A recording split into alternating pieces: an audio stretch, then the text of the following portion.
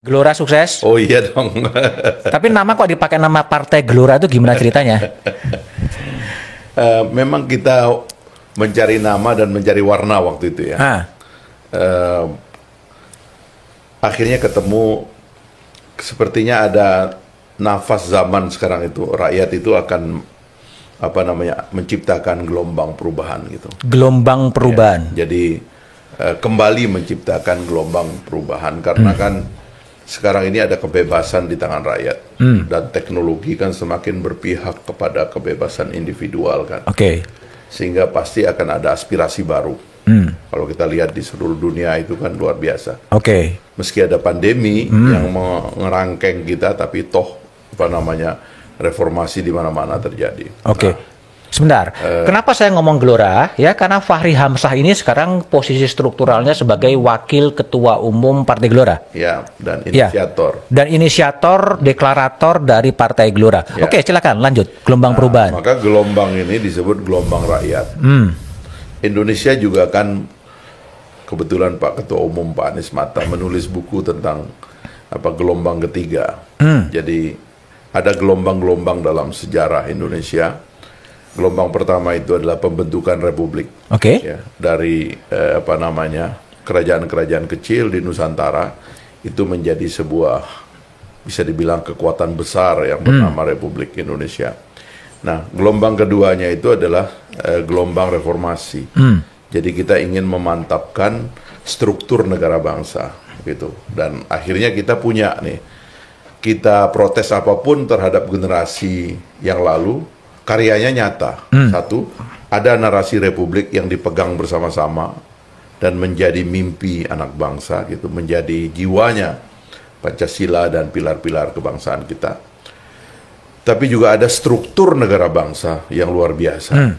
Ya, kita bisa bilang Indonesia lengkap. Ya. Mas Budiman, saya pernah di negara-negara yang dipimpin diktator itu hilang. Ya, negara itu setelah diktatornya hilang. Artinya sang pemimpin Mas Budiman dia tidak meninggalkan struktur. Nah, Pak Harto itu jasanya pada struktur, Bung Karno jasanya pada narasi. Jadi Bung Karno memimpin gelombang pertama, kemudian Pak Harto developmentalis, ya, kemudian memimpin gelombang kedua sampai dia jatuh, struktur ada. Nah, sekarang ini kita akan menghadapi gelombang baru, ya, yaitu mimpi baru dari rakyat Indonesia yang merasa kita ini, kalau istilahnya Pak Ketum saya ini, langitnya terlalu tinggi tapi terbang terlalu rendah. Gitu. Nah, inilah setup yang kita buat untuk partai ini, makanya namanya gelombang rakyat. Gelombang rakyat. Ya, gelombang rakyat, Mas Budi. Pasti bisa ikut pemilu. Insya Allah sih kalau lihat verifikasinya udah selesai. Udah selesai. Secara internal kita melampaui lebih dari 100% persyaratan. Jadi, dan kami menerapkan standar verifikasi yang cukup ketat. Gitu. Jadi kantornya, strukturnya, ya, pengurusnya dan sebagainya itu lengkap sekali kita bikin. Kan pernah berada di Partai Keadilan Sejahtera yang relatif sudah mapan, sudah settle. Kenapa Bro Fahri kemudian memilih untuk menjadi inisiator Gelora? Menurut saya sih, ya, insidennya kan bisa diceritakan, bisa diungkap kembali. Ya, perbedaan pendapat dihukum sebagai tindakan insubordinasi. Gitu. Padahal saya ini deklarator. Kalau saya berbeda pendapat, ya berbeda pendapat di antara pendiri kan harusnya kan gitu. Harusnya diselesaikan secara dialog. Tapi memang saya merasa bahwa semua partai politik mengalami krisis. Gitu. Dan di antara krisisnya itu adalah krisis atas nilai-nilai fundamental dari dasar dari kelahiran partai politik itu tadi. Misalnya partai politik adalah organisasi intelektual, penopang dari gagasan-gagasan besar, gitu. Tiba-tiba partai politik tidak lagi menjadi organisasi intelektual, menjadi organisasi pedagang. Iya. Maksudmu gimana? Pemegang atau partai itu lebih nampak sebagai tempat transaksi kekuasaan, bukan sebagai organisasi berpikir. Ini partai secara umum ya? Ya, secara umum yang sekarang ada itu, ya? Begitu. Makanya ya mohon maaf aja, kita nggak usah nyebut partai-partainya, tetapi coba lihat tradisi berpikir di partai itu. Oke. Lahir nggak kaum intelektual besar di situ? Dari partai. Padahal yang namanya partai politik dalam sejarah dunia, bahkan juga kalau kita bicara sejarah Indonesia, pasti kan dilahirkan oleh kaum intelektual kan. Bung Karno bikin PNI, Bung Hatta pernah waktu itu bikin Partai Demokrasi Islam, ya kan. Kemudian Syahrir bikin PSI, Pak Nasir bikin Masyumi. Itu adalah raksasa-raksasa pemikir di Republik ini. Nah, jadi partai politik itu kita nisbatkan dengan kegiatan intelektual, bukan kegiatan transaksi kekuasaan. Nah, sekarang ini kayaknya partai politik semakin mendekat kepada transaksi kekuasaan. Seperti perusahaan. Bahkan seperti perusahaan keluarga. Perusahaan keluarga. Yang akhirnya dikontrol oleh sekelompok keluarga, begitu kan. Kemarin saya kebetulan baru pulang memberikan training kepada beberapa anggota DPRD aktif ya di Asosiasi DPRD Kabupaten Kota. Mereka mengatakan, waktu kami dulu nagih aspirasi rakyat, berjanji kepada rakyat, kami merasa sebagai wakil rakyat. Tapi setelah kami dilantik, sekarang itu kami nggak merasa jadi wakil rakyat. Kami merasa menjadi wakil partai. Sebab drive ketua umum partai dan pimpinan atau pejabat partai terhadap anggota dewan lebih tinggi daripada drive rakyat. Sehingga menangkap aspirasi publik itu lebih rendah daripada mentaati pimpinan. Jadi dia tidak berkembang menjadi organisasi intelektual, juga tidak berkembang menjadi organisasi yang demokratik. Tapi menjadi organisasi yang otoriter dan pedagang gitu. Nah, ini kenapa terjadinya partai sebagai pusat sumber dari intelektualitas pada era Soekarno, pada era Masyumi dulu, Hatta. Nah, sekarang kehilangan orang-orang partai yang punya pikiran-pikiran yang intelektual. Apa yang terjadi pada partai politik? Sebenarnya itu kan dilema di dalam sejarah umat manusia kan, Mas Bud, karena ada selalu dua kan ya, kekuasaan dan pengetahuan. Ini kan selalu itu. Kalau kita membaca dialektika Plato tentang filosofer King kan juga begitu. Jadi kita ingin pemimpin itu sebenarnya orang yang berpengetahuan. Makanya kita ingin sebenarnya pemimpin itu adalah pemikir, intelektual, King philosopher bahkan. King philosopher. Philosopher King kalau kata Plato itu. Tapi pada saat yang sama kan, ini kan bisnisnya kekuasaan.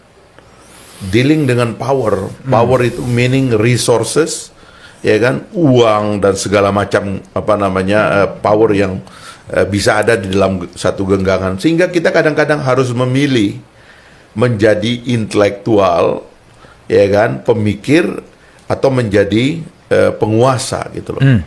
Harusnya ya dalam demokrasi sebenarnya kita inginkan seorang pemimpin itu atau penguasa itu adalah seorang pemikir.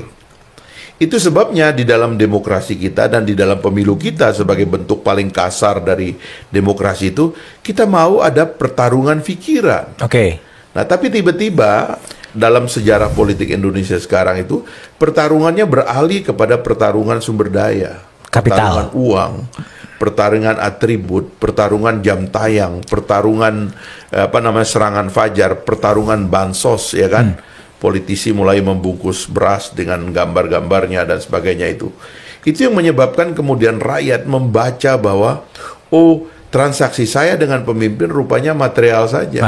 Nggak perlu ada pemikiran di sini. Fahri, pertanyaannya adalah itu titik putusnya di mana? Partai sebagai sumber intelektualitas, sumber gagasan, kemudian menjadi sumber para trader, para pedagang. Itu di mana terjadinya? Era reformasi kah? 98 yang menjadikan ini menjadi seperti itu, atau di mana sebetulnya? Makanya kan demokrasi itu sebuah sistem yang harus dijaga dengan 3 cara ya. Seperti juga 3 cara jatuhnya demokrasi itu sendiri. Karena kan it's about all about democracy kan. Kalau kita berbicara otoritarianisme ya, kita untung-untungan aja tiba-tiba punya seorang tiran yang berpikir, atau tadi filosofer King tadi itu. Tapi kalau dalam demokrasi kita jaga sistemnya gitu. Pertama, harus ada kesadaran bahwa demokrasi ini adalah tentang knowledge, tentang pengetahuan. Karena itulah kemudian para pemimpin dalam demokrasi itu adalah para pemikir, para filosof tadi. Ini harus dijaga, ini tradisi ini. Yang kedua, maka penyelenggaraan pemilunya sebagai perwujudan dari cita-cita ini yang memfasilitasi pemikiran. Kalau kita bicara dalam demokrasi di negara-negara yang relatif mapan dan bisa menjaga orang kaum intelektual ya dalam politiknya, itu biasanya itu debatnya itu debat pikiran panjang dia. Diselenggarakan oleh berbagai institusi begitu. Tapi sekali lagi yang dia fasilitasi ini adalah pikiran. Sehingga orang tuh keluar dengan teori baru, dengan janji baru, dengan ide-ide yang cemerlang gitu. Nah, kita periksa sekarang apakah pemilu melakukan itu. Menurut saya mulai ada penyimpangan. Para penyelenggara pemilu sekarang mulai memfasilitasi bukan pikiran, mulai memfasilitasi sesuatu yang lebih material sifatnya. Gitu. Poster Spanduk. Dan dipendekin lagi kan. Kita cuma dikasih waktu 75 hari. 75 hari untuk mengcover ratusan ribu calon di seluruh Indonesia, itu mustahil. Harusnya dibiarkan aja setahun, tapi dialog aja dulu. Kan itu tidak mengganggu proses politik formil yang ada. Tapi orang itu kemudian berdebat, mulai dari DPRD-nya berdebat di di kantor-kantor desa, di RT RW, silakan, nggak apa-apa. Bikin itu menjadi tradisi gitu. Nanti kemudian DPR pusatnya itu berdebat di kampus-kampus, berdebat di town hall yang ada di daerah-daerah pemilihannya itu. Baru kemudian ketahuan bahwa ini yang masuk ke dalam politik ini orang berpikir. Gitu. Barulah kemudian yang ketiga adalah ya dari situ akan tampil orang-orang berpikir. Sekarang ini saya mohon maaf, semua merasa layak menjadi pemimpin kalau punya uang. Dan itu juga sekarang di pilpres kita kan, karena pilpresnya pakai tiket lama, akhirnya tiket itu diperjualbelikan di belakang meja, dan akhirnya yang sanggup beli adalah yang punya bohir atau yang punya uang. Sebentar, pilpres kita omongin ya. Tapi kembali lagi kepada partai politik tadi. Sambil minum. Sambil minum. Katanya santai. Sambil minum. Ya, sambil minum. Jadi kepada partai politik itu ya, yang salah sistemnya atau apanya sebetulnya? Sistem politiknya atau apa yang terjadi kok menjadi trader? Kan ada bukunya itu, How Democracy Die. Bagaimana demokrasi itu mati. Mati pertama itu cita rasa kita hilang tentang demokrasi. Pertama-tama kita kan transisi kita dalam demokrasi itu nggak terlalu lama, nggak ada perang saudara, tiba-tiba ada demo 1-2 bulan rezimnya jatuh gitu Mas. Kita belum sempat berdebat, tapi di dalam transisi 98 generasi saya berhasil mempersembahkan perubahan konstitusi sampai 4 kali dan debatnya luar biasa. Kalau orang mau baca aja perdebatan konstitusi kita, tentu dia nggak akan membiarkan hal-hal yang terindikasi sebagai cita rasa demokrasi yang rendah itu terjadi gitu. Nah, ini yang pertama terjadi sekarang ini gitu. Cita rasa kita tentang apa sih arti demokrasi itu, standarnya itu seperti apa, itu hilang gitu. Baru yang kedua ya kapasitas negara untuk menjaga demokrasinya melemah. Sekarang kapasitas negara untuk menyelenggarakan pemilu lemah. Para penyelenggara pemilu sekarang relatif memfasilitasi jalan yang tidak ideal dalam pemilu itu sendiri. Akhirnya begitulah, muncullah pemimpin yang tidak komit dengan demokrasi dengan sistem yang benar gitu. Tadi kalau Fahri menyebut How Democracy Die, mungkin nggak demokrasi itu juga die di Indonesia nanti? Sangat mungkin. Ini udah di ujung tanduk nih. Di ujung tanduk? Ya, di ujung apa tanduk. Indikatornya? Indikatornya itu 3 itu lagi. Pertama, cita rasa demokrasinya hilang. Kan kita mulai ngawur tuh kan. Ya, mohon maaf ya. Pertemuan pimpinan parpol atau omongannya pimpinan parpol. Coba kalau kita pakai standar demokrasi dari omongan para pimpinan parpol kita kan tidak enak gitu. Kemudian cara mereka peristiwa-peristiwa, cara mereka ketemu kan nggak ada fungsinya. Dia bilang kami ini makan mie bersama-sama. Makan mie ya. Apa itu gitu? Nggak apa yang kamu kritik dengan makan mie? Kan nggak apa-apa makan mie. Iya makan mie, tapi ini fungsinya dalam penyelenggaraan negara apa? Naik kuda. Ya kayak gitu-gitulah gitu. Ini apa gitu loh, simbolik di belakang. Realnya seperti apa? Kita kan nggak pernah bicara sesuatu yang real di sini. Misalnya, fixing presidensialism, memperbaiki presidensialisme. Itu kan nggak pernah diseriusi. Presidensialisme kita ini kan hilang identitas presidensialismenya. Kan saya sering nih, saya ulang lagi nih Mas Budiman ya. Presidensialisme itu kan artinya rakyat membentuk pemerintahan presiden. tetapi juga rakyat membentuk oposisi terhadap presiden. Itu namanya presidensialisme. Makanya nama lain dari presidensialisme adalah kongresionalisme, karena baik pemerintahan, eksekutif maupun oposisi dibentuk oleh rakyat. Dalam parlementer, presiden tidak dibentuk oleh rakyat, eksekutif tidak dibentuk oleh rakyat. Rakyat hanya membentuk parlemen. Makanya disebut dengan parlamentarisme. Konsekuensinya, maka semua di dalam presidensialisme kita, semua anggota dewan itu adalah oposisi terhadap eksekutif, terhadap pemerintah. Semuanya. Termasuk di dalam sistem bicameral seperti di Amerika Serikat pun itu mereka semua oposisi. Nah, karena dia oposisi, maka nggak ada yang namanya tegak lurus, ya kan? Petugas partai nggak ada, yang ada petugas rakyat. Semua itu orang tuh tunduknya kepada rakyat. Yang bisa mecat saya sebagai wakil rakyat hanya rakyat. Dan cara mecatnya itu sudah ada, yaitu kalau nggak dipilih lagi dalam pemilu. Nah sekarang begitu orang dipilih oleh rakyat, kemudian menjadi anggota parpol, tegak lurus. Tegak lurus. Kalau di partai kawan kita itu istilahnya itu samina wata'na. Samina wata'na. Ya kan, tegak lurus, petugas partai, ya kan. Tidak ada manuver, tidak ada dua kaki. Nggak bisa. Semua anggota dewan terpilih itu adalah wakil rakyat. Dia harus tunduknya kepada rakyat. Tapi partai politik kan tidak. Akhirnya yang terjadi adalah pelemahan fungsi pengawasan kepada eksekutif. Kayak sekarang yang terakhir, PAN masuk kabinet. Orang sih dengan bahasanya, PAN tentu akan mengirimkan kader yang terbaik dan tentu akan bekerja secara profesional. Loh, ini tidak profesional. Anda membuat semua anggota dewan itu terpaksa harus tunduk kepada eksekutif. Padahal mereka dipilih oleh rakyat untuk oposisi terhadap eksekutif. Kan ini pikiran berat, Mas, kalau nggak ditegakkan gitu loh. Kalau kita itu biasa aja, itu kan bisa diatur.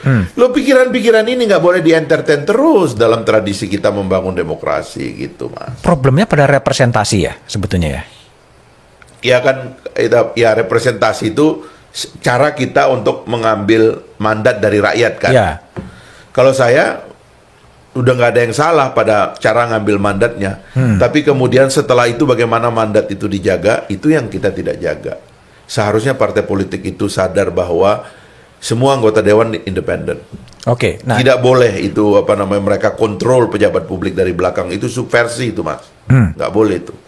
Jadi orang kalau sudah dipilih rakyat ya sudah, dia pilihan rakyat. Hubungan dengan partai politik hubungan ideologis.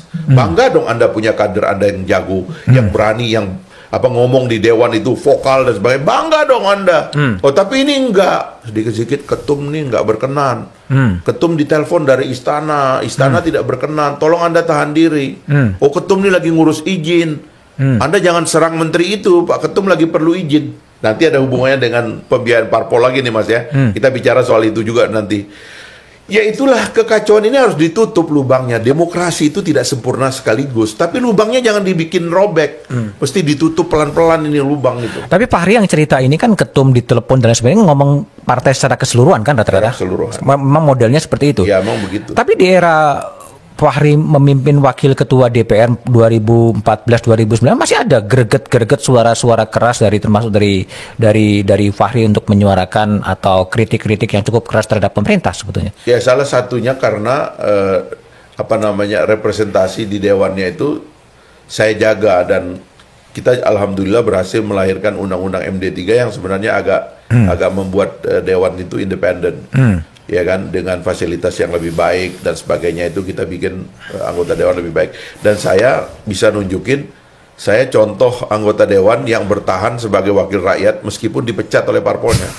Itu berita bagus sebenarnya. Berita bagus ya? Ya karena sebenarnya nanti begitu. Orang ini dipimpin. Kenapa kalau bupati dan wali kota, gubernur dipecat oleh parpolnya, dia tetap bupati, wali kota, gubernur. Presiden juga kalau dipecat oleh parpol dia tetap presiden. Karena ada suara rakyat di situ. Kenapa anggota dewan tidak begitu? Anggota dewan kalau dipecat oleh parpolnya dia tetap melekat sebagai wakil rakyat dong.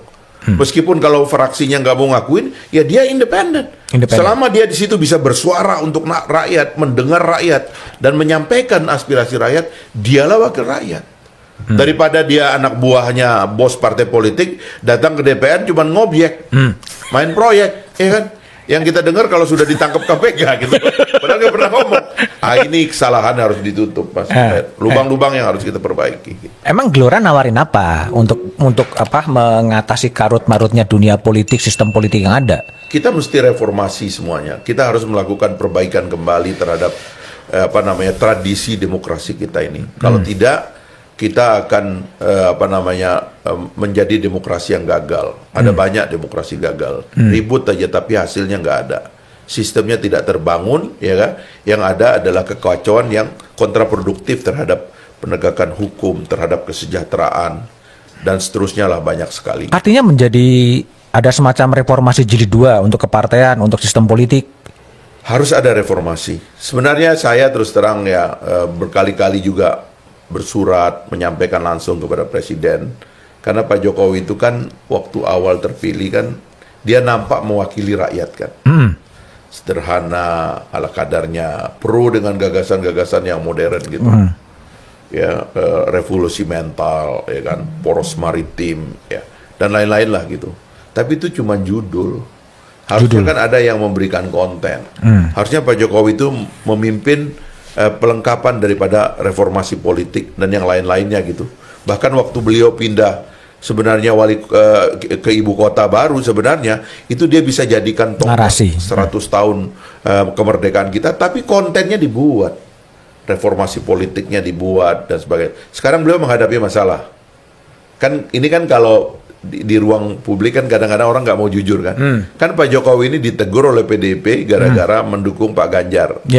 Ya kan, secara menonjol. Pak Ganjar kemudian popularitasnya sangat tinggi, atau sudah tinggi popularitas sebelumnya, sehingga banyak orang yang bilang relatif nih akan Pak Ganjar yang jadi calon presiden terkuat yang akan datang.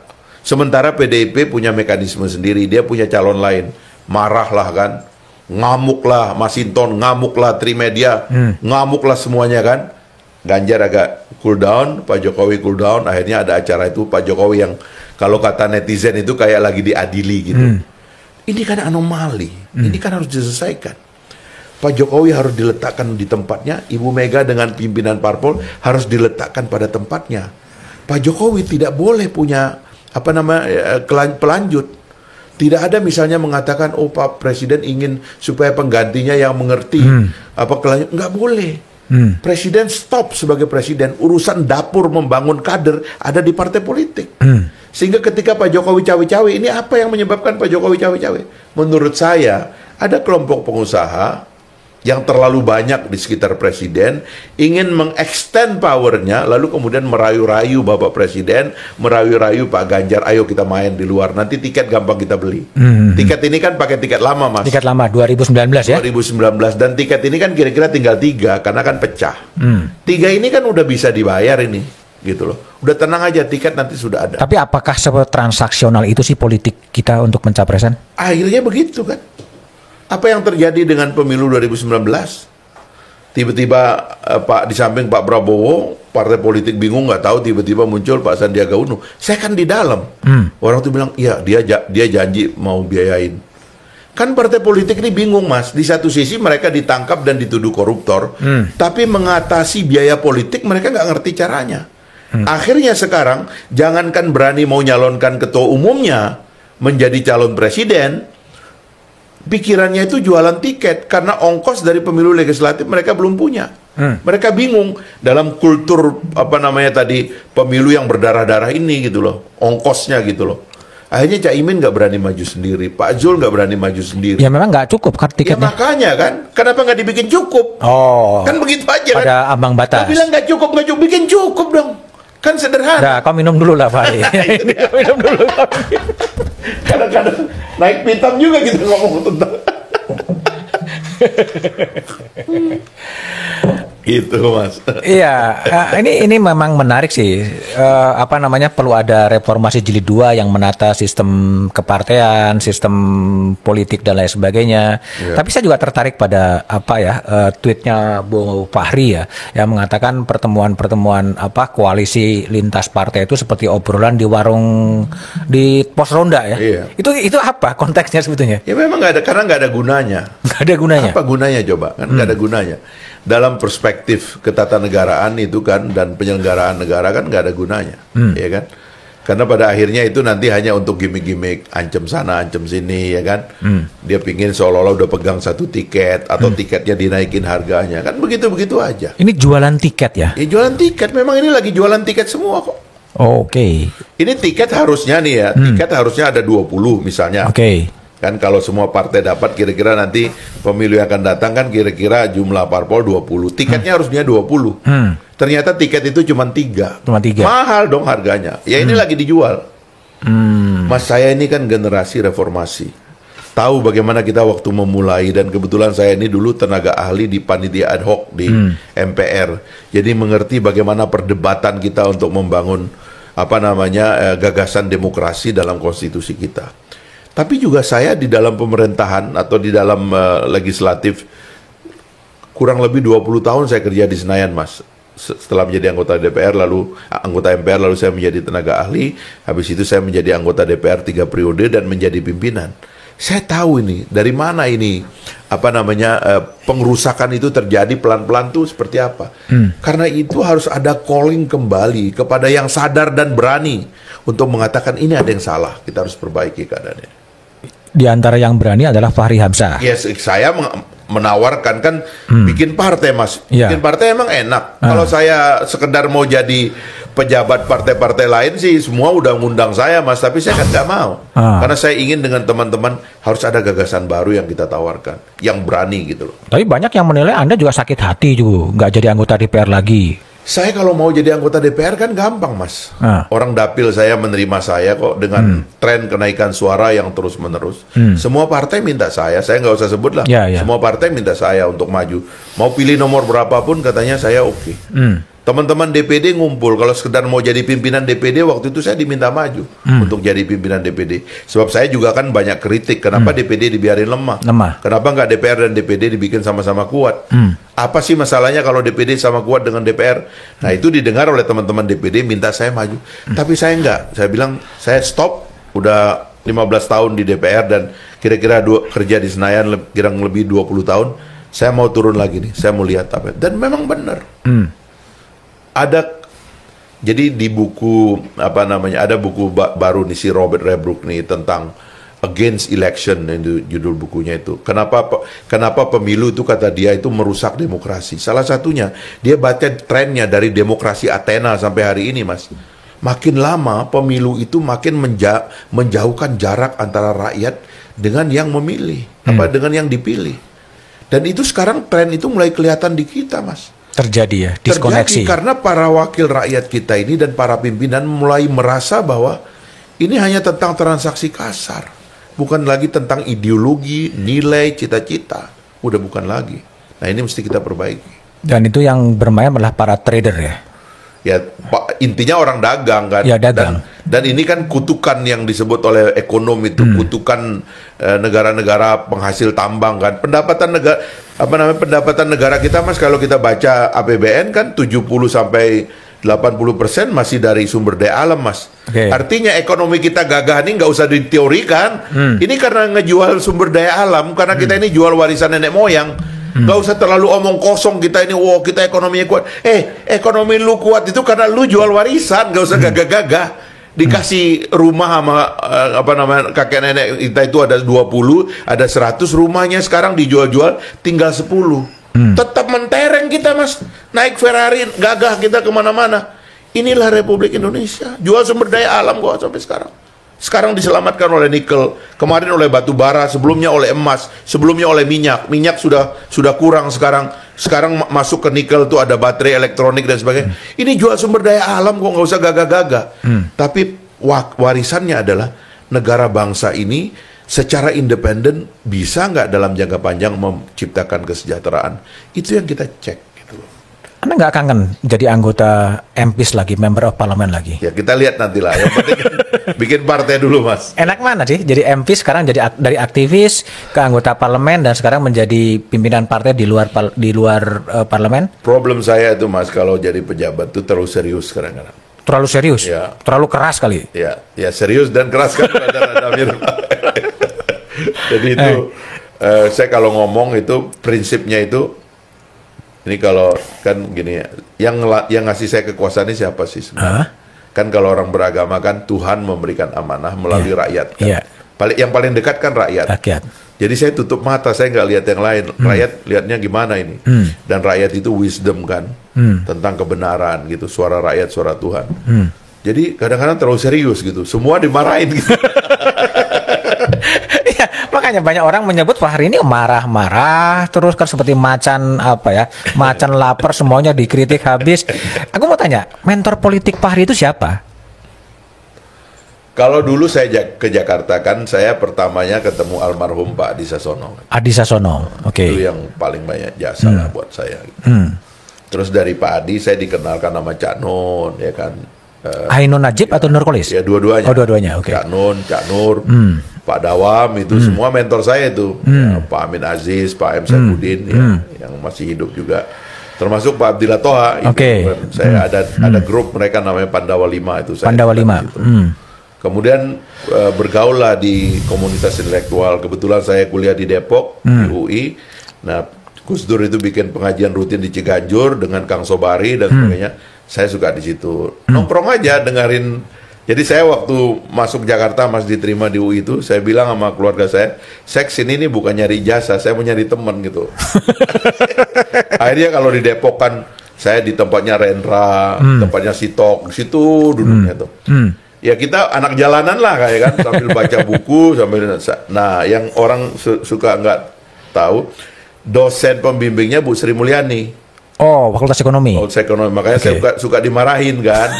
Kamu nih katanya keliling aja kerjaannya itu, duduk di kelas dong. Saya bilang itu lebih penting nih, banyak teman di luar kan. Tapi waktu beliau pulang dari Amerika, di demo oleh mahasiswa kan. Di demo, tolak Menteri IMF, tolak Menteri IMF. Saya ditelepon sama beliau, Fahri ini ibu nih katanya. Ya kan? Kayaknya dari airport atau mana. Ya Bu, masih ingat kan? Ya nggak mungkin lah, saya lupa, nomornya masih sama kok. Bantuin dong, tuh teman-temanmu lagi demo aku tuh. Terus aku bilang, tuh Bu, ingat kan kalau dulu aku duduk di kelas mana bisa begini? Saya bilang, bener juga ya kamu. Tapi aku dengar ayah Fahri juga menjadi pengamat dari statement-statementnya Fahri juga. Ya, beliau itu kan guru ya. Oke. Lulusan sekolah guru dulu SGB gitu di kampung itu. Utan. Di Utan. Di Sumbawa. Terus beliau juga ke Lombok. Jadi pada dasarnya bisa dibilang intelektual kampung lah. Kemana-mana baca buku, bawa buku dan berdebat. Dia kalau mendengar ada orang baru yang berpendapat begini misalnya, dia datang, dia bawa buku ke situ. Kadang-kadang saya dibawa, jadi saya nonton perdebatan orang tua tentang agama, tentang fikih segala macam itu. Nah itulah beliau gitu. Maka waktu saya suka tampil itu, kalau kata orang tuh dia suka nangis ngeliat. Oh, nonton di TV ya? Dia nggak kebayang gitu. Kok tiba-tiba saya ada debat di TV gitu loh. Jadi itu merefleksi debat beliau di kampung dulu. Tiba-tiba itu muncul di TV dan saya juga berdebat. Gitu. Dan memang abah saya itu sampai tua, sampai meninggal itu dalam keadaan ngotot. Gitu. Karena itu beliau itu kan meninggalnya kan kita nggak sakit kan. Jadi dia bangun tidur, dia bilang saya mau makan enak gitu. Dikasih makan enak, habis dia makan enak, dia bilang saya mau mandi. Gitu. Habis itu dimandiin, habis dia mandi dia bilang saya mau tidur enak. Begitu ditidurin gitu ya, meninggal deh. Begitulah ini singkatnya. Singkat. Tapi Abah selalu itu berkomunikasi ketika Fahri berdebat, nonton di TV, kemudian mengarahkan dan kurang. Kalau saya melemah dia ketawain. Jadi kalau statementnya melemah, Abah langsung telepon gitu? Kurang keras gitu? Pernah sekali kan, saya waktu itu lupa ya apa momennya gitu. Tiba-tiba dia telepon, wah kamu sekarang sudah jadi pegawai Jokowi ya. Kalau nggak salah karena foto saya beredar lagi, Pak Jokowi lagi kunjungan ke Lombok, ya kan? Saya diundang, kemudian naik pesawat presiden ya kan, terus pergi lihat ada proyek jagung kan. Nah, itu kayaknya dia baca itu, dia bilang, oh sekarang kamu jadi pegawai Jokowi. Tapi hanya lihat foto ya, tapi nggak monitor statement dari. Kalau ada dia penonton TV rutin. Ya, dia kan dulu itu yang namanya dunia dalam berita itu tidak ada satu malam yang dia lolos. Dunia dalam beritanya TVRI dulu. Oke. Nah, jadi tradisi berpikir, tradisi membaca di keluarga saya relatif hidup lah. Makanya saya dari kecil tuh kan pengumpul clipping, Mas. Pengumpul clipping? Dari kecil saya. Nah, itu kalau dapat clipping Kompas tuh mewah itu, Mas. Karena jarang kan di kampung sana kan. Iya, hutan ya, jauh ya. Begitu saya robek, saya masuk pakai dengan modal beras itu, nasi lem ya. Saya bikin. Nah, itu dari kecil saya itu, Mas. Gitulah. Jadi itu juga termasuk mentor informal ya? Mentor politik Fahri informal. Karena pada dasarnya juga keluarga saya keluarga orang sekolah juga sih. Oke. Jadi terbiasa dengan perdebatan-perdebatan di dalam keluarga juga. Ya, paman saya itu adiknya ibu saya itu mendapat gelar doktor di political science di Amerika Serikat. Oke. Amerika Serikat. Oke. Nah, kembali tadi ke Pilpres, Bro Fahri. Ini kan memang tiket yang dipakai itu memang tiket 2019 ya, sudah dipakai kemudian dipakai lagi gitu ya, dan kemudian maksimal teoretik hanya 4 ya, hanya 4 paling banyak 4 gitu loh. Ini sesuatu yang memang harus demikian atau memang ini karena kepentingan elit aja kemudian itu dipersempit hanya 4? Sebenarnya kadang-kadang elit kita itu nggak sadar juga bahwa pilihan-pilihannya itu akhirnya mempersulit mereka dan mereka udah nggak bisa ubah pada waktu itu. Jadi kalau kita lihat sejarah judicial review-nya, karena 2014 kita masih pakai sistem tiket dulu baru pilpresnya gitu ya. Terus tiba-tiba ada judicial review supaya pemilu itu dibikin serempak supaya murah dan sebagainya. Lalu MK bikin lagi keputusan kayak begitu. Nah, sekarang serempak digabungkan dengan tiket menjadi tidak cocok karena ada pertanyaan lanjutan, tiketnya diambil kapan? Dibikinlah norma bahwa tiketnya berasal dari pemilu lalu. Loh, definisi serempaknya hilang dong. Kalau pakai pemilu yang lalu. Karena kalau serempak itu artinya kan pemilunya ya pemilu saat itu. Makanya kalau serempak menurut konstitusi itu artinya serempak tanpa threshold. Karena dengan tanpa threshold lah itu bisa diselenggarakan secara serempak. Karena nggak perlu tiket. Tapi kalau serempak pakai tiket, harusnya pemilunya pemilu itu juga. Administrasi penyelenggaranya sama, keuangan APBN-nya sama, petugas pemilunya sama, daftar pemilihnya tetapnya sama, laporan pertanggungjawabannya sama, dan juga suasana hati rakyat sama, Mas. Tapi kalau udah pakai yang 5 tahun yang lalu, gara-gara kita bikin threshold, akhirnya administrasinya di pemilu lalu, petugas pemilu lalu, daftar pemilihnya sudah banyak yang meninggal, Mas.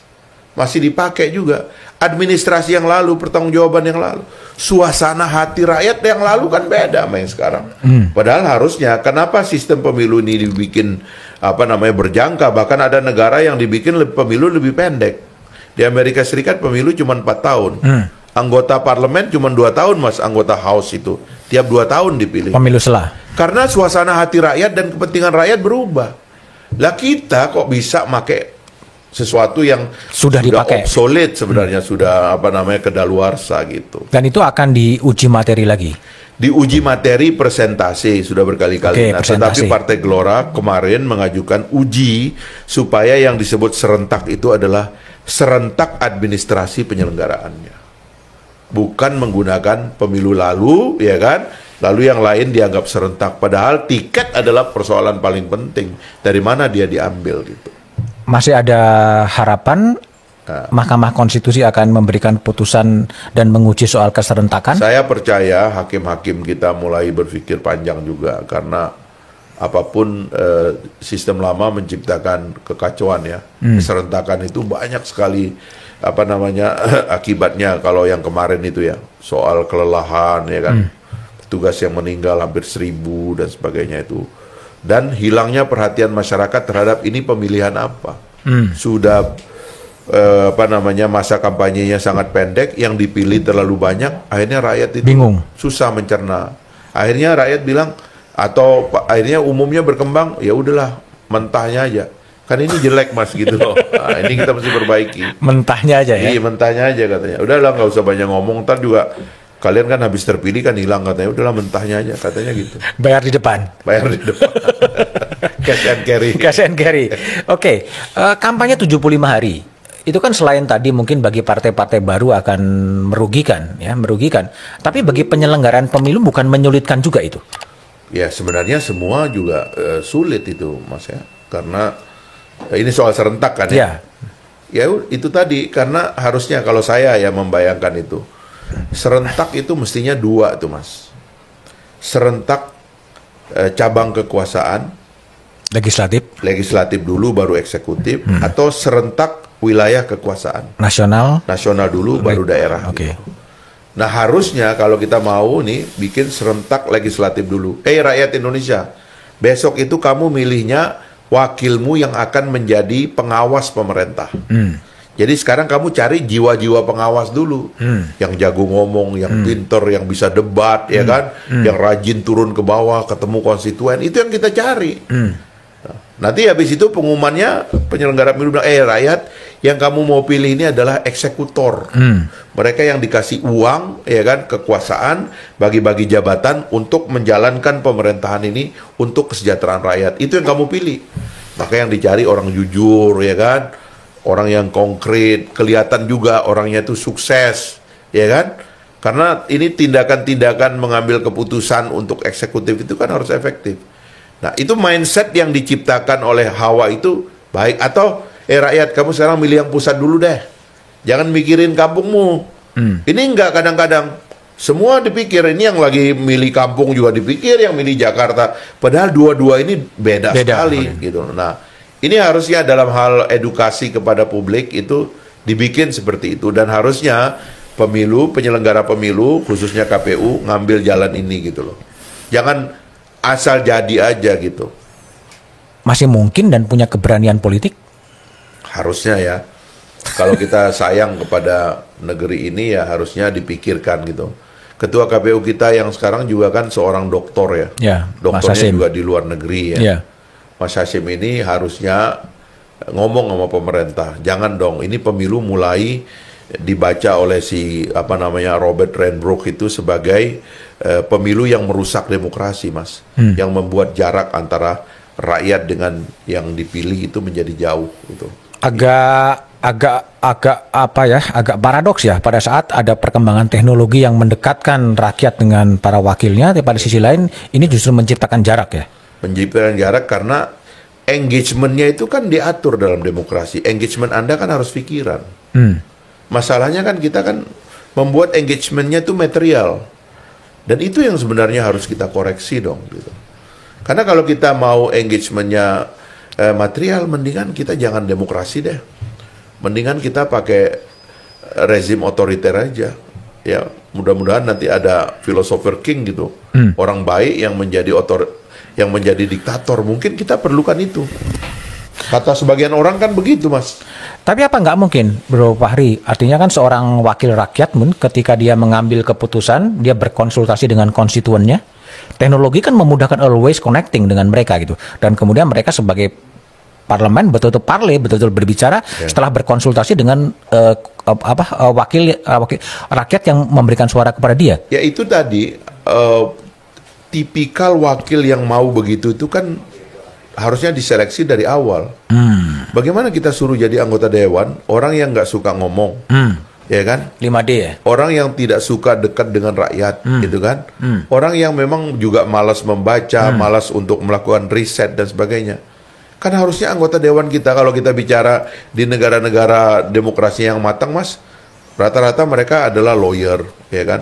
Orang-orang yang bersekolah tinggi, ya kan? Dan orang-orang yang memang punya kegandrungan kepada riset dan pengetahuan. Nah itu loh yang harusnya difasilitasi. Saya pernah di DPR 2-3 periode, Mas ya. Saya tahu itu ada teman saya nggak pernah ngomong di rapat, ya kan? Nggak pernah saya lihat turun ke dapilnya. Kerjaan kawan saya itu kayak cuman ngitung duit begitu loh. Sekali-kali nanti keluar telepon, oh setuju, oke gitu. Masuk lagi. Tapi 3 kali saya jadi anggota DPR dilantik, kawan saya itu selalu ada di samping saya gitu loh. Bagaimana orang seperti ini terpilih? Karena pemilu mulai memfasilitasi bukan pikiran, materi. Oh, rupanya orang itu kirim logistik, bertruk-truk, ya kan? Dan dianggap oleh rakyat itu yang benar. Dan ini yang menurut saya salah gitu. Seberapa rusak sebetulnya? Saya sih berharap lah ya, 2024 mudah-mudahan kita serius memperbaiki keadaan ini. Kalau tidak, berbahaya sekali.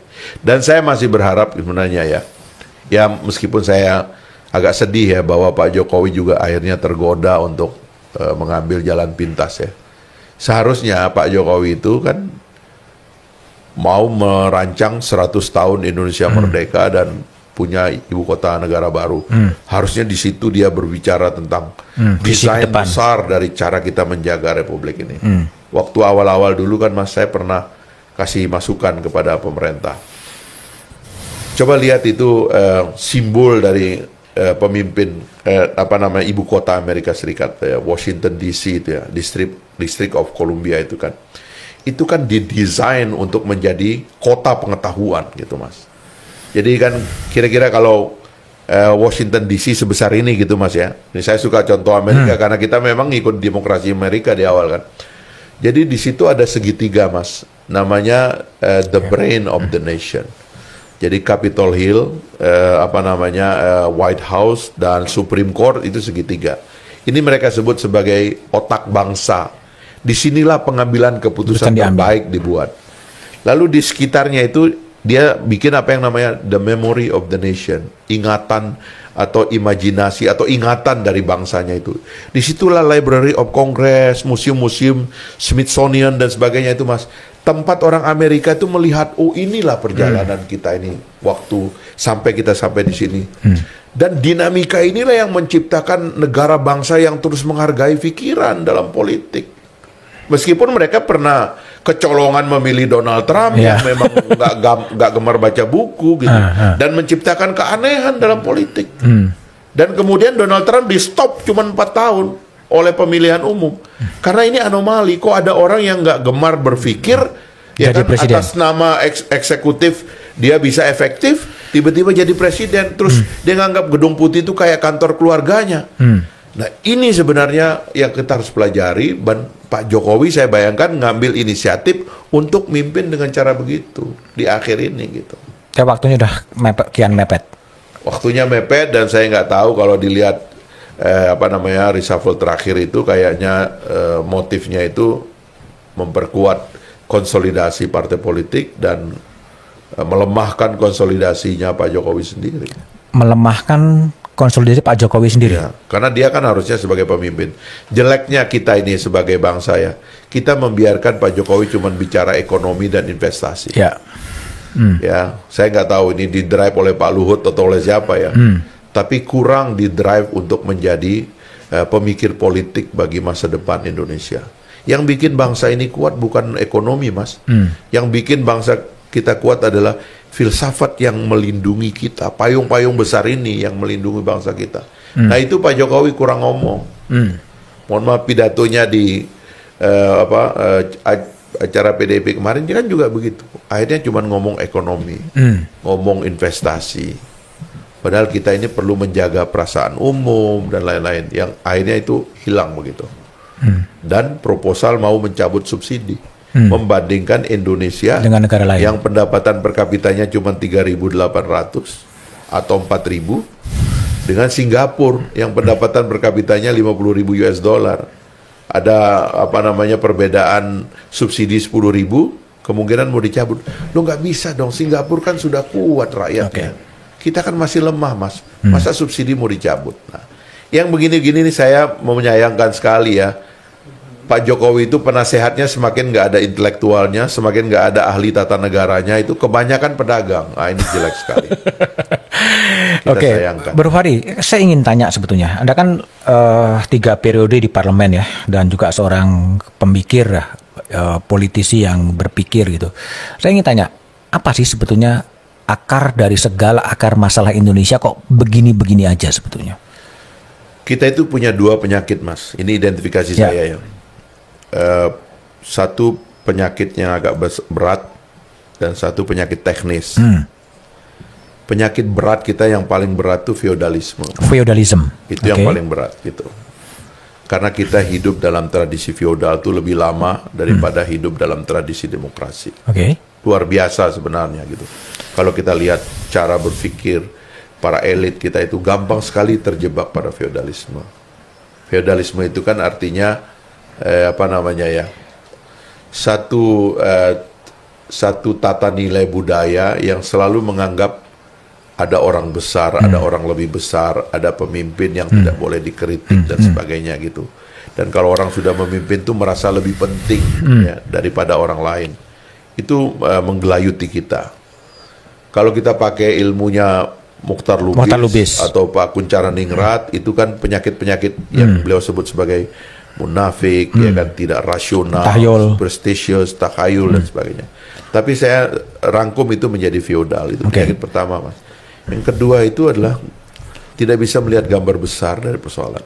Tidak bisa melihat gambar besar dari persoalan. Jadi selalu nampak kelihatan yang sempit aja. Sehingga kita lama keluar dari masalah, lama keluar dari penjajahan, lama keluar dari korupsi, lama keluar dari lain-lain lah gitu. Yang ketiga itu adalah kalau tadi nggak lihat gambar besar, artinya sempit. Yang ketiga adalah dangkal, nggak dalam melihat persoalan gitu. Nggak dalam melihat akar masalah itu apa, sehingga nggak berulang-ulang. Senang dengan masalah berulang-ulang gitu akhirnya gitu. Nah, ada penyakit teknisnya itu saya lihat ya, ini perenungan saya, Mas Budiman ya. Satu, dalam perencanaan kita kurang komit dengan rencana. Tiba masa tiba akal. Iya. Kalau orang Sunda bilang kumaha angke lah. Kumaha angke lah buat. Ya, itu kita kurang komit dengan perencanaan. Padahal kalau dalam manajemen barat itu if you fail to plan, you plan to fail, kata mereka. Dan yang kedua itu dalam eksekusi lemah. Kita ini menganggap sibuk itu sama dengan sukses. Gitu, Mas. Jadi coba lihat deh. Pejabat kita itu sibuk, belum tentu sukses loh. Iya. Senang gitu. Wah, kelihatan sana kemari. Di kampung saya itu ada bercandaan, Mas. Kalau ada orang tuh sudah pakai kemeja gitu rapi, terus ada tas kulit kecil, terus naik sepeda, Mas. Itu sudah dianggap orang yang paling sukses. Gitu. Padahal itu muter-muter aja nggak ada kerjaan. Tapi itu penyakit bangsa kita, Mas. Nah, yang ketiga itu adalah dalam evaluasi. Citra dianggap sebagai kinerja. Citra dianggap. Jadi di dalam bangsa kita itu yang penting citranya sudah sukses, belum tentu sukses. Nah, inilah penyakit-penyakit yang menurut saya kita urai dengan demokrasi, kita urai dengan pemilu yang lebih terbuka, kita urai dengan revolusi mentalnya Pak Jokowi. Ini yang menurut saya harusnya diteruskan. Kenapa interpretasi terhadap revolusi mental itu berhenti? Padahal itu kan ada perangkat tata nilainya, strukturnya harus dibangun, leadershipnya harus dibangun, kan harusnya begitu.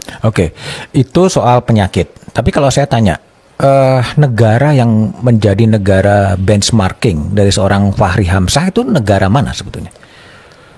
Semua negara yang mengalami transisi demokrasi kan pada akhirnya kan hanya dua, dia menjadi sukses atau dia menjadi gagal. Kan?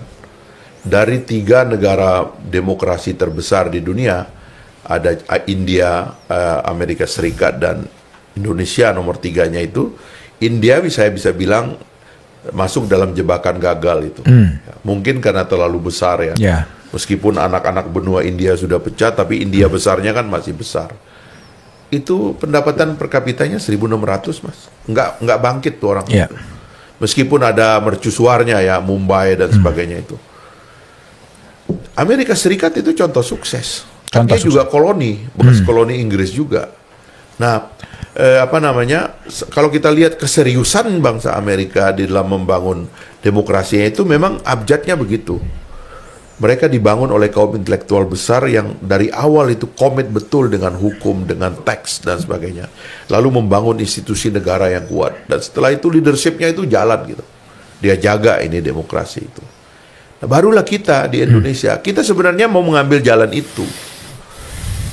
Kesuksesan mengamandemen konstitusi itu harus dihargai. Luar biasa. Dan itu harus ada penjuru bicaraan yang kuat. Saya sampai suka kadang-kadang agak marah dengan orang yang mengatakan kembali ke Undang-Undang 45. Dia ngerti nggak itu bahayanya konstitusi absolut itu yang menyebabkan presiden tuh nggak ada batasnya itu. Karena itu bahaya. Nah, tapi sekarang seolah-olah itu muncul dan ada yang membenarkan gitu.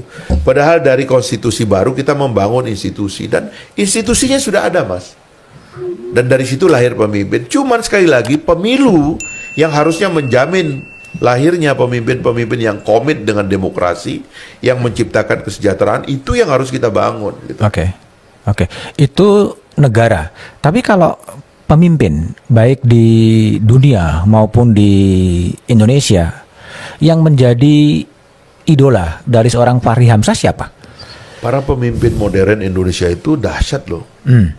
Bung Karno dengan kemampuan meletakkan pikiran-pikiran besar dalam pikiran bangsa. Bung Hatta yang senyap, ya, ngatur dapur, administratif, ya kan, administratif juga. Tapi dia juga seorang master in the Rechten, jago, ya kan, ketatanegaraan dan sebagainya. Juga mengerti paham-paham ekonomi gitu. Pemimpin modern Islam, ya kan, Natsir, ya kan, yang modern seperti Gus Dur dan sebagainya. Itu semua jagoan-jagoan pemikiran, Mas. Idola kita itu sudah ada. Tinggal kita mesti menata partisipasi mereka itu pada kita gitu loh. Kalau Bung Karno dulu itu dia menggabungkan bangsa ini atau membuat kita bersatu karena seorang narator yang kuat. Kalau Pak Harto itu memperkuat republik ini dengan seorang organisatoris yang kuat, dia membangun institusi negara. Lalu Pak Habibie yang punya mercusuar dunia tentang teknologi dan sebagainya. Gus Dur yang anti kepada pluralisme dan sebagainya. Nilai ini aja yang kita teruskan. Jadi kita ini memerlukan seorang narator seperti Soekarno, seorang manajer seperti Soeharto, seorang visioner teknologi seperti Habibie, seorang pro kepada pluralisme seperti Gus Dur. Paling tidak kita nyebut yang sudah meninggal ini, Mas, ya. Kalau yang masih hidup mungkin kita nggak sebut dulu. Kontroversial. Paling tidak 4 yang sudah meninggal ini luar biasa, dengan wakil-wakilnya yang jagoan, dengan para founding father yang hebat. Itu aja. Kita nggak perlu nyari yang lain-lain, ada di kita semua, Mas. Masalahnya kawan-kawan ini masih baca Syahrir nggak, masih baca Natsir nggak, ya kan? Masih membaca di bawah bendera revolusi nggak, masih membaca catatannya Bung Hatta tentang filsafat Yunani apa tidak nggak? Ya, bacanya PowerPoint. Itu dia, ya kan? PowerPoint itu tidak punya power dan tidak punya point. Oke, yang terakhir Bro Fachri, aku ingin tahu Indonesian Dream, mimpi Fachri soal Indonesia 2045 itu seperti apa bayangannya? Indonesia harus menjadi tempat yang paling nyaman bagi orang Indonesia sendiri, itu karena tujuan-tujuan yang dicanangkan di dalam pembukaan Undang-Undang Dasar itu sudah ideal sebenarnya. Melindungi segenap bangsa Indonesia dan seluruh tumpah darah Indonesia, ya, mencerdaskan kehidupan bangsa, memajukan kesejahteraan umum, ikut serta dalam perdamaian dunia yang berdasarkan perdamaian abadi dan keadilan sosial. Itu sudah ideal, Mas. Kalau ada negeri kayak gitu, semua orang pasti betah di situ. Itu aja kita wujudkan. Satu negeri yang melindungi segenap bangsanya dan seluruh tumpah darahnya. Waduh, Mas, enaknya hidup di situ. Mencerdaskan, kecerdasan itu difasilitasi, ya kan? Kesejahteraan umumnya merata. Kesejahteraan umum tuh terasa meratanya. Kalau sekarang kan eksploitasi ekonomi ini menciptakan orang kaya yang uangnya itu gila-gilaan, Mas. Saya kan juga orang ekonomi dan punya pergaulan juga. Saya tahu bagaimana orang tuh lompat dari nggak punya apa-apa menjadi triliuner, itu saya ngerti caranya gitu. Tapi bagaimana dengan kesejahteraan umum? Bagaimana nasib orang yang tidak punya rumah, yang susah bersekolah, nggak punya asuransi dan sebagainya? Ini kan semua tidak terasa kalau tidak diwujudkan secara nyata gitu. Dan itu penyebabnya politik, ya? Semuanya penyebabnya politik. Makanya kalau kelas menengah mulai antipati terhadap politik, yaitu juga adalah tanda-tanda buruk, karena akhirnya politik akan dimasuki penjahat. Orang-orang idealis yang meninggalkan politik itu ongkosnya adalah para penjahat masuk ke dalam politik. Obsesi Fachri yang belum selesai? Ya, saya merasa belum tenang aja melihat apa yang kita wariskan kepada generasi yang akan datang. Waktu Pak Jokowi belum pidato kemenangan kedua di Senayan, saya diundang dengan teman-teman Partai Gelora ketemu beliau. Ya, kita ada usulkan kepada beliau 2 hal itu, atau kita rangkumlah 1 hal. Pak, ini waktunya Bapak bawa platform rekonsiliasi. Kenapa rekonsiliasi, Pak? Karena efek pembelahan dari 2 pemilu terakhir itu tidak baik bagi kita. Harus disatukan kembali, dan dari situ Bapak berangkat. Mau punya cita-cita apa aja akan diterima oleh rakyat, asalkan Bapak bisa gabungkan semuanya. Dan terjadi dengan cara menarik semua oposisinya itu ke dalam kabinet. Tapi kontennya tidak ada yang memperhatikan. Kontennya saja nggak diperhatikan, operasionalnya itu juga tidak ada yang melaksanakan. Sehingga semua gagasan-gagasan penting yang harusnya beliau letakkan untuk menjadi warisan gitu ya, mungkin secara simbolik dia lakukan, tapi orang nggak tahu kontennya. Misalnya nih ya, IKN gitu. Pak Jokowi berhak untuk menjadi presiden yang kita kenang sebagai orang yang meletakkan seluruh infrastruktur Indonesia modern. Tapi kita nggak pernah dengar itu diomongkan. Dan kita tidak tahu bahwa itu adalah betul-betul dilaksanakan. Malah yang terjadi itu ada semacam rayuan pragmatisme kepada beliau. Terutama akhirnya cuma bicara ekonomi. Pembangunan infrastruktur tidak lebih sebagai kegiatan pembangunan fisik ekonomi, bukan pembangunan nilai yang ada di belakangnya. Saya kira itu yang menurut saya penyesalan kita terhadap situasi sekarang, dan saya anggap itu mimpi yang belum selesai, dan saya ingin nanti kalau suatu hari masih berpartisipasi, itu yang harus diletakkan kembali sehingga betul-betul 100 tahun Indonesia merdeka kita bisa membaca puisi Chairil Anwar. Aku ingin hidup 1000 tahun lagi. Kira-kira begitu, Mas.